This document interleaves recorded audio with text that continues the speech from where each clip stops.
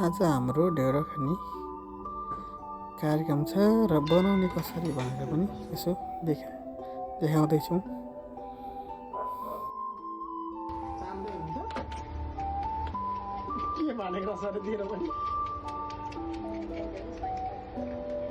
फर्स्टमा चाहिँ पानी तताउने, पानी उम्लेपछि पिठो हाल्ने अनि अलिकति घिउ पनि हाल्दा झन् राम्रो हुन्छ साथीहरू। अनि त्यसलाई हामी चाहिँ मजाले चलाएर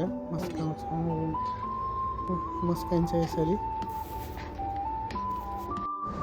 चलाउँदै जाँदा। अनि यस्तो भन्छ साथीहरू लास्टमा, हेर्नुहोस् त जति मस्कायो त्यति खाउँ लाग्दो। हाम्रो चाहिँ खसीको मासुसँग खाने प्लान छ।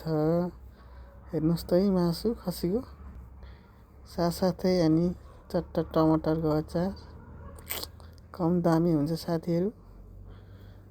त्यसमा फेरि घिउ उसै चप्प चोबेर घिउमा जिब्रो पड्काउँदै कम दामी हुन्छ अचारमा चोप्दै खान। आहा